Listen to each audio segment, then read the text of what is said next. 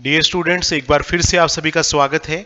आज की ही नई क्लास के अंदर हम डिस्कस करेंगे रिफ्रैक्शन ऑफ लाइट यानी प्रकाश का अपवर्तन, और ये लाइट का हमारा थर्ड लेक्चर है। तो प्यारे विद्यार्थियों, शुरू करते हैं समय खराब ना करते हुए। रिफ्रैक्शन ऑफ लाइट,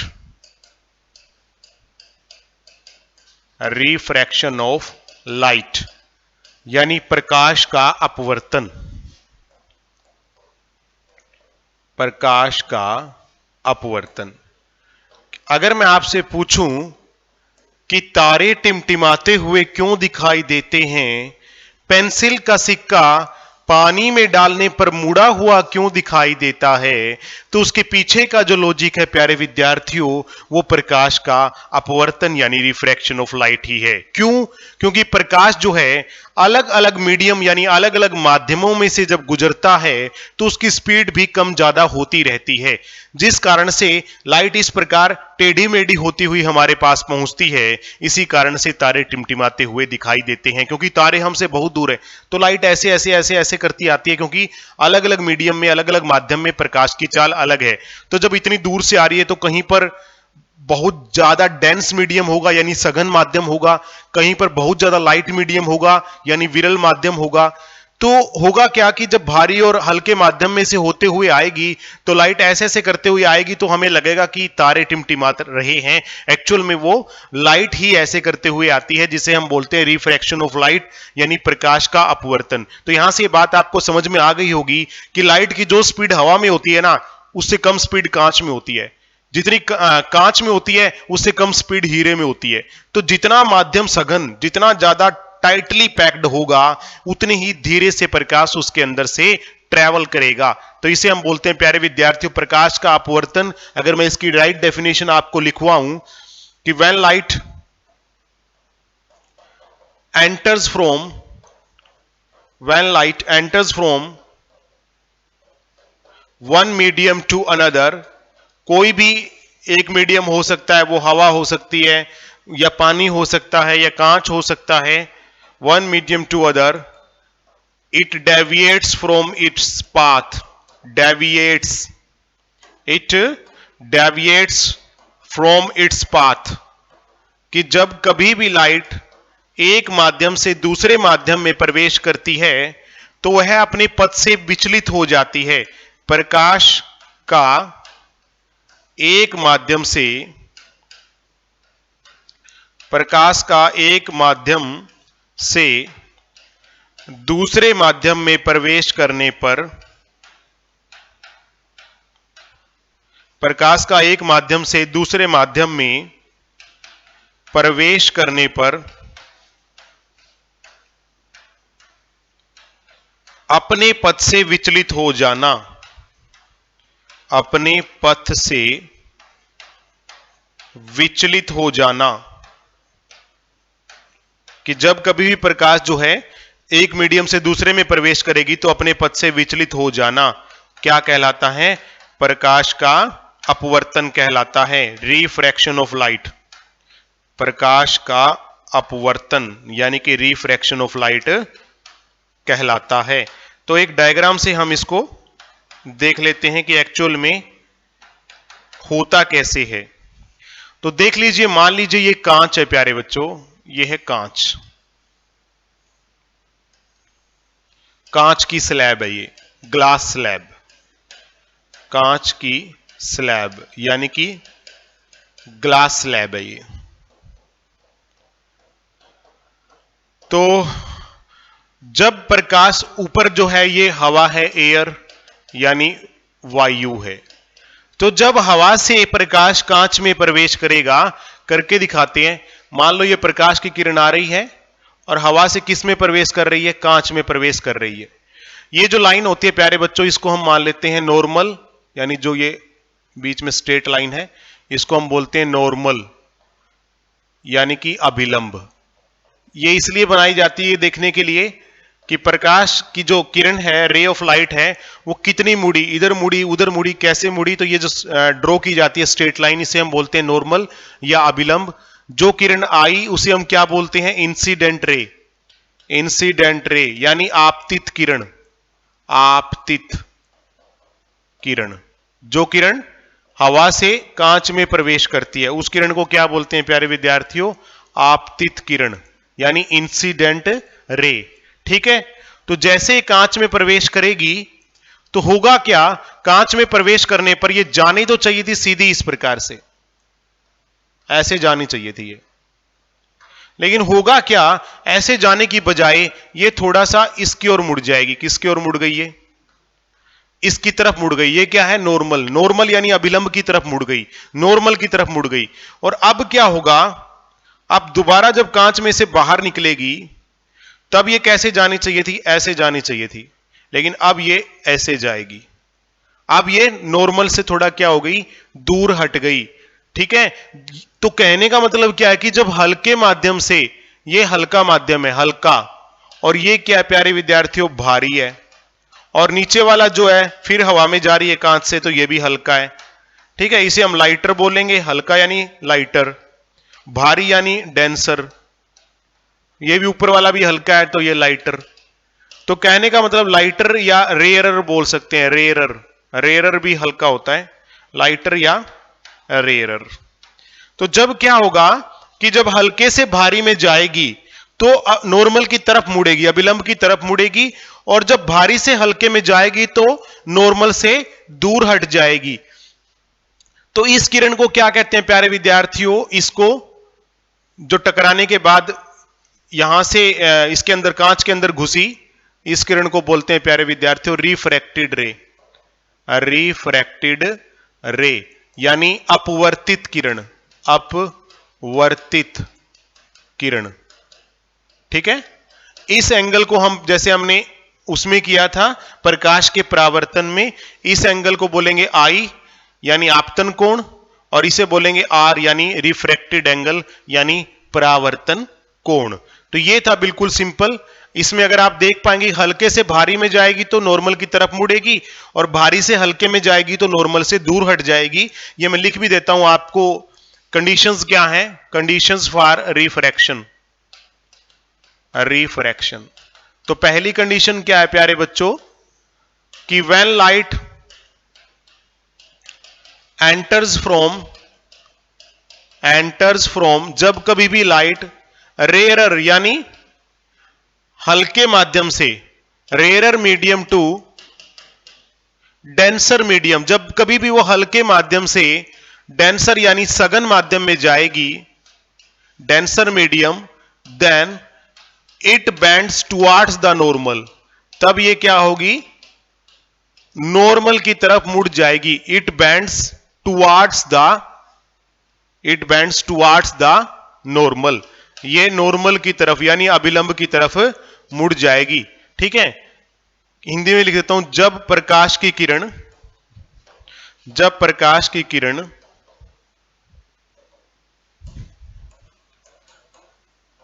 हल्के माध्यम से, हल्का या विरल बोल सकते हो इसको,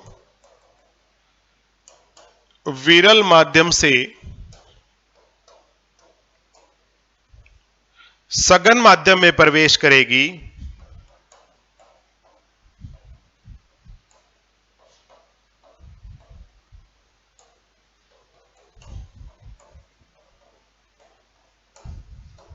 तो यह अभिलंब की ओर मुड़ जाएगी। तो यह नॉर्मल यानी अभिलंब की तरफ मुड़ जाएगी, अभिलंब की तरफ मुड़ जाएगी। और इसका उल्टा, जब डेंसर से रेयर में जाएगी तो इसका उल्टा कर देना है।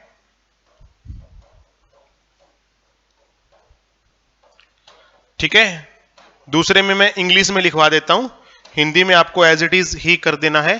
कंडीशन नंबर सेकंड क्या है? कि when light travels from denser medium to rare medium, जब भारी, डेंसर क्या होता है? भारी यानी कि सघन, denser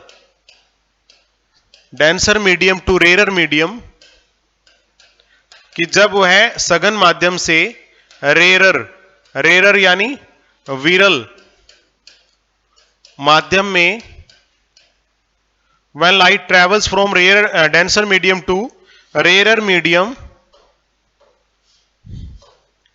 then it bends away from the normal, then it bends away from the normal, तब यह क्या होगा,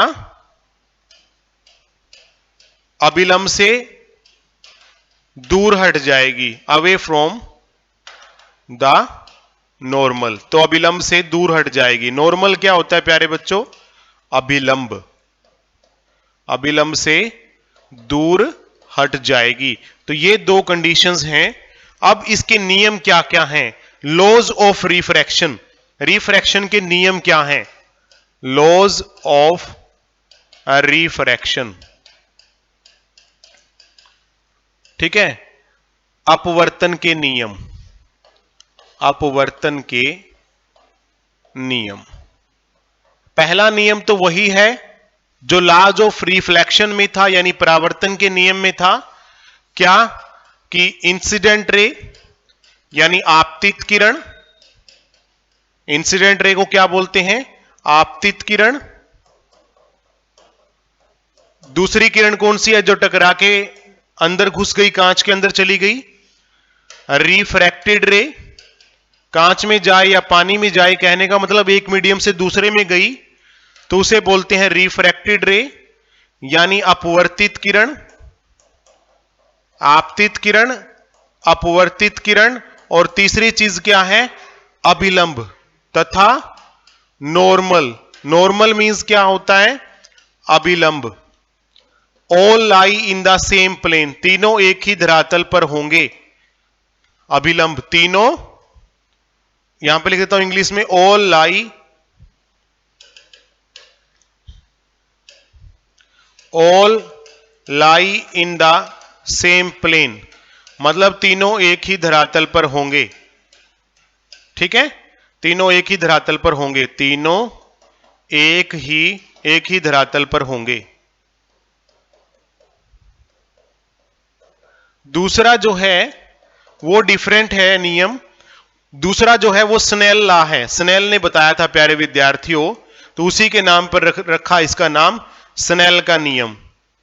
तो उसने क्या कहा कि जो आपतन कोण है, इंसिडेंट एंगल है प्यारे विद्यार्थियों, ये जो एंगल है इंसिडेंट एंगल, और ये जो एंगल है रिफ्रैक्टेड एंगल यानी अपवर्तन कोण, दोनों का जो साइन होगा प्यारे विद्यार्थियों, स्नेल लॉ ने क्या कहा कि साइन आई यानी कि आपतन कोण का जो साइन की वैल्यू होगी, साइन यानी साइन 60 हो सकता है, साइन 90 हो सकता है, डिवाइड बाय साइन आर यानी कि साइन आर की वैल्यू कितनी भी हो सकती है, 90 60, वो क्या होगी, कांस्टेंट होगी, कांस्टेंट।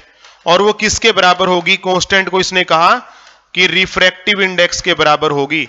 रिफ्रैक्टिव इंडेक्स यानी अपवर्तनाक, अपवर्तनाक अगर किसी का निकालना हो तो उससे ये फार्मूला भी यहां पर बन गया, अपवर्तनाक को इससे लिखते हैं एन से, तो अगर अपवर्तनाक निकालना हो तो वो उसके लिए फार्मूला बन गया sine i divide by sine r, करोगे तो प्यारे विद्यार्थियों आप क्या निकाल सकते हो, अपवर्तनाक को निकाल सकते हो। अब ये क्वेश्चन है, जैसे एक क्वेश्चन ले लेते हैं हम,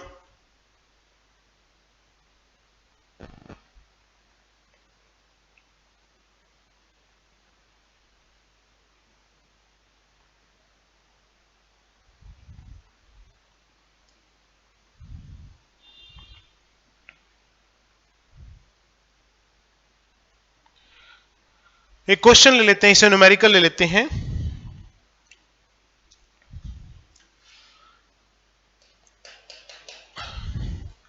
कि कोई प्रकाश की किरण है, उसका जो आपतन कोण है, इंसिडेंट एंगल है, वो है 60 डिग्री, ठीक है, रिफ्रैक्टेड एंगल है 90 डिग्री, आर जो है, आर कितना है प्यारे बच्चों, 90 डिग्री है, और आई कितना है, वो 60 डिग्री है प्यारे विद्यार्थियों। तो क्वेश्चन में पूछा जा सकता है कि इसका अपवर्तनाक निकाल लिए, तो अपवर्तनाक निकालने का फार्मूला क्या होता है, अपवर्तनाक बराबर क्या होता है, sine i by sine r. तो आई कितना है, 60 है, तो sine 60 divide by sine 90 degree. Sine 60 किसके बराबर होता है, साइन 60 होता है प्यारे विद्यार्थियों 0.30 के, और ये होता है 0.38 के। तो इस प्रकार से हम इसको काट करके आंसर निकाल सकते हैं। ये पेपर में दिया हुआ मिलेगा कि साइन 60 की वैल्यू कितनी है, साइन 90 की वैल्यू कितनी है, क्योंकि ज्यादातर जो पेपर के अंदर ये ब्रैकेट के अंदर दिया होता है, क्योंकि इतनी सारी वैल्यूज को तो आप भी नहीं याद रख पाओगे, तो इसलिए ये पेपर के अंदर आपको दिया हुआ मिल जाएगा प्यारे विद्यार्थियों। तो इस प्रकार आप इसको सोल्व कर सकते हैं। इसका नियम का नाम क्या है? Snell's law. Snell's law.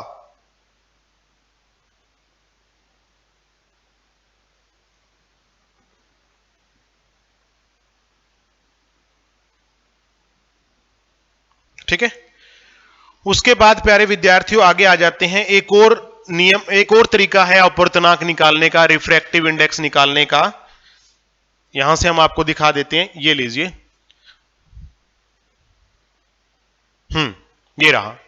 एक और तरीका है अपवर्तनांक निकालने का, अपवर्तनांक यानी रिफ्रैक्टिव इंडेक्स। वो क्या तरीका है? एक तो स्नेल लॉ से निकाल सकते हैं, दूसरा तरीका है speed of light in medium first, speed of light in medium first divide by speed of light in medium second. यानी पहले मीडियम के अंदर लाइट की स्पीड कितनी थी, जैसे पहला मीडियम मान लीजिए हवा है, ठीक है, दूसरा मीडियम मान लीजिए कांच है, तो उनका अपवर्तनांक कितना आएगा? तो प्यारे विद्यार्थियों अगर प्रकाश एयर से ग्लास में एंटर करे, एयर से किस में एंटर करे? ग्लास में एंटर करे, तो मैं आपको बता दूंगा, करे तो हवा में प्रकाश की स्पीड कितनी होती है? Speed of light in air. हवा में प्रकाश की स्पीड कितनी होती है? सभी को पता होगा कि 3 लाख किलोमीटर प्रति सेकंड, यानी 3 गुना 10 की पावर 8 मीटर प्रति सेकंड। अगर किलोमीटर के मीटर बनाए तो 3 लाख के आगे 3 जीरो जुड़ जाएंगी, यानी 8 जीरो हो जाएंगी, तो 3 गुना 10 की पावर 8 शॉर्ट फॉर्म में हम इसको लिख सकते हैं। और स्पीड ऑफ लाइट ग्लास यानी कांच में कितनी होगी? ये होती है 2 इंटू 10 की पावर 8 मीटर पर सेकंड। तो अगर ये क्वेश्चन आता है कि अगर प्रकाश कांच से हवा में प्रवेश करे तो उसका आर आई कितना होगा? आर आई यानी रिफ्रैक्टिव इंडेक्स, अपवर्तनांक कितना होगा? अगर इस प्रकार का न्यूमेरिकल आता है तो प्यारे विद्यार्थियों बहुत इजी है। फॉर्मूला क्या है? आर आई किसके बराबर होता है? पहले माध्यम में प्रकाश की चाल, दूसरे में, पहला हवा है तो हवा में हो गई 3 गुना 10 की पावर 8, नीचे दूसरा मीडियम कांच है, इसमें 10 की पावर 8 हो गई, इसमें भी 2 इंटू 10 की पावर 8, तो 10 की पावर 8 से ये कैंसिल हो गया, 3/2 आ गया, यानी आंसर आ गया 1.5। 1.5 आंसर यहां पर आ गया। ठीक है, अगर इसी क्वेश्चन को दूसरे तरीके से घुमा करके दिया जाए कि प्रकाश की किरण ये इस प्रकार का आ जाता, घुमा के दिया जाता है पेपर के अंदर। एयर यानी हवा से, एयर से ग्लास, ग्लास यानी कांच में प्रवेश कर रही है, कांच में प्रवेश कर रही है, कर रही है,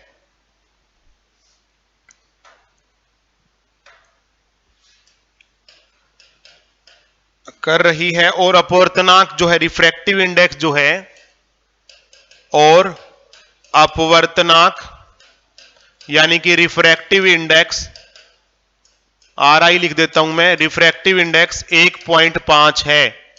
ठीक है, हवा से किस में प्रवेश कर रही है? कांच में प्रवेश कर रही है, और रिफ्रैक्टिव इंडेक्स 1.5 है। कांच में प्रकाश की चाल कितनी होगी? कांच में प्रकाश की चाल यानी स्पीड ऑफ लाइट कितनी होगी? प्रकाश की चाल यानी स्पीड ऑफ लाइट ग्लास में कितनी होगी? ज्यादा हिंदी में इसलिए लिख रहा हूं क्योंकि हिंदी वाले बच्चों को ज्यादा दिक्कत आती है। तो प्यारे विद्यार्थियों फार्मूला वही है, आर आई बराबर क्या होता है? Speed of light in medium first यानी पहले माध्यम में प्रकाश की चाल, डिवाइड बाय क्या होता है? Speed of light in medium second. तो इसमें पहले मीडियम हवा है, हवा के अंदर तो आपको पता ही है कि प्रकाश की चाल कितनी होती है एयर में, एयर में स्पीड कितनी होती है, speed of light in air कितना होता है प्यारे बच्चों, सभी को मालूम है 3 लाख किलोमीटर प्रति सेकंड, यानी 3 इंटू 10 की पावर 8 मीटर पर सेकंड। ये हमें पहले से पता है। निकालना क्या है, कांच में प्रकाश की चाल। कांच कौन सा मीडियम है, दूसरा, तो इसको इधर ले जाओ और रिफ्रैक्टिव इंडेक्स को नीचे ले आओ, क्योंकि रिफ्रैक्टिव इंडेक्स की वैल्यू, अपवर्तनांक की वैल्यू इसने दे रखी है कितनी, 1.5। ठीक है, अब इसको इधर ले आओ, तो speed of light in glass, यानी कांच में प्रकाश की चाल कितनी होगी, तो मीडियम फर्स्ट कितना है, हवा के अंदर कितनी है, 3 इंटू 10 की पावर 8, रिफ्रैक्टिव इंडेक्स की वैल्यू नीचे ले आए, 1.5 आ गया, तो 1.5 दूना कितना होता है, 3 होता है, 1.5 दूना 3, तो ये आ गया प्यारे बच्चों 2 इंटू 10 की पावर 8 मीटर पर सेकंड, हमारा क्या आ गया, आंसर आ गया। तो इस प्रकार बड़ी इजीली हम इसको सोल्व कर सकते हैं।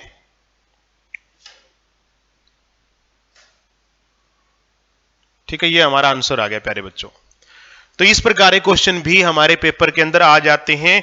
और जो सबसे मेन बात है वो ये है, जो आपको ध्यान देने वाली है कि रिफ्रैक्टिव इंडेक्स, नोट कर लेना, नोट करने वाली बात यह है कि रिफ्रैक्टिव इंडेक्स यानी अपवर्तनांक, पेपर में कई बार आया है कि अपवर्तनांक की यूनिट यानी इकाई क्या है, कि कोई इकाई नहीं होती, कोई यूनिट यानी इकाई यानी मात्रक नहीं होता, कोई नहीं होता, इसके आगे कुछ भी नहीं लगता, कोई मीटर, किलोग्राम, सेंटीमीटर कुछ भी नहीं लगता।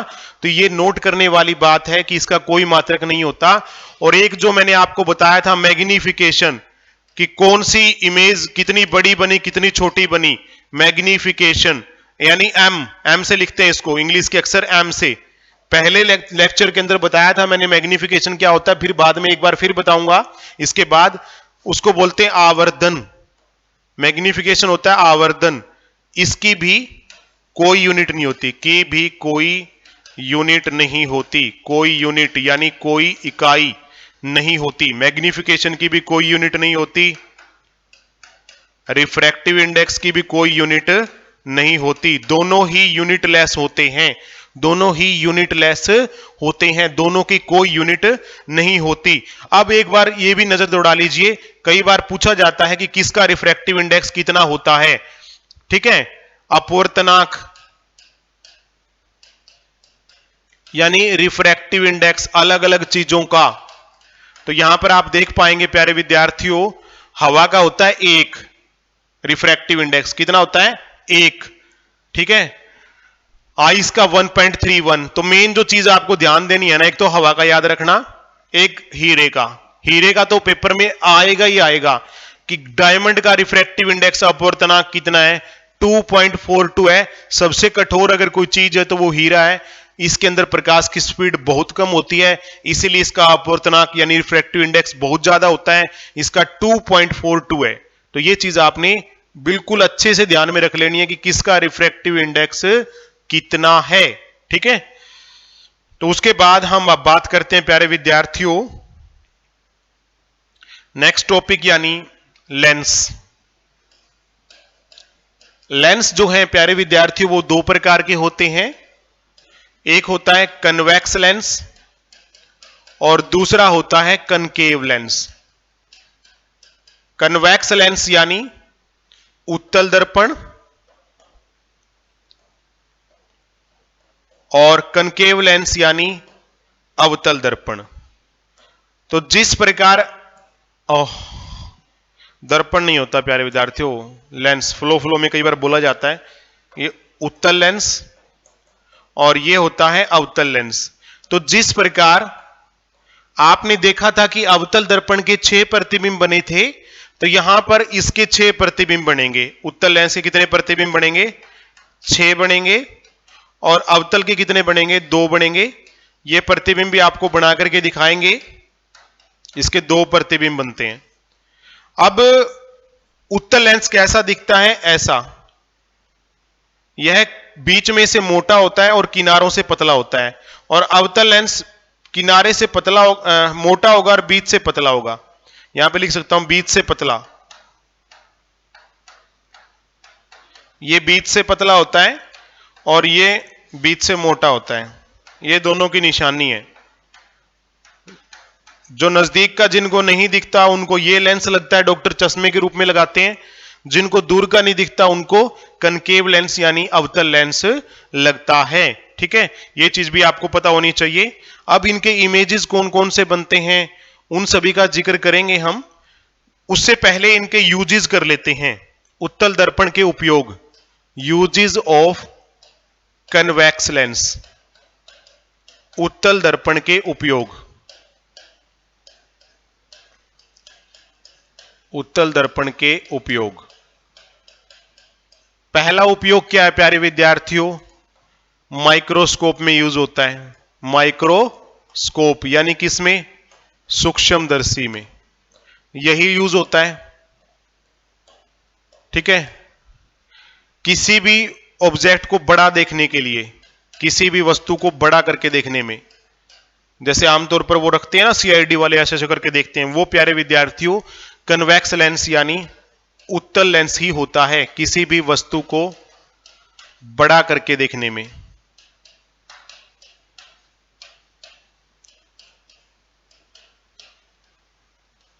किसी भी वस्तु को बड़ा करके देखने में। ठीक है, और किस में यूज होता है, दूरदृष्टि दोष में। फार, जिनको नजदीक का नहीं दिखता उनको क्या बोलते हैं, उनमें दूरदृष्टि दोष है। दूरदृष्टि दोष क्या होता है, जिसमें दूर का तो दिखता है निकट का नहीं दिखता, तो जिनको निकट का नहीं दिखता उनको दूरदृष्टि दोष होता है। प्यारे विद्यार्थियों यहां पर भी बच्चे कंफ्यूज आते हैं। इन हाइपरमेट्रोपिया, हाइपरमेट्रोपिया बोल देते हैं कि सर दूरदृष्टि दोष है तो दूर का नहीं दिखना चाहिए। नहीं, ऐसा नहीं होता। दूरदृष्टि दोष का मतलब होता है कि दूर की तो दिख रही है पर नजदीक की नहीं दिख रही, उसे बोलते हैं हाइपरमेट्रोपिया। तो उसमें भी इसका इस्तेमाल किया जाता है। दूरदृष्टि दोष के अंदर कौन सा लेंस यूज होता है, कन्वेक्स लेंस यानी उत्तल लेंस। और प्यारे विद्यार्थियों जो अवतल लेंस है वो किस में यूज होता है, अवतल लेंस वो होता है निकट दृष्टि दोष जिसको हो उसको अवतल लेंस लगता है। ठीक है, इन मायोपिया, मायोपिया यानी निकट दृष्टि दोष होने पर, कौन सा दोष होने पर, निकट दृष्टि दोष होने पर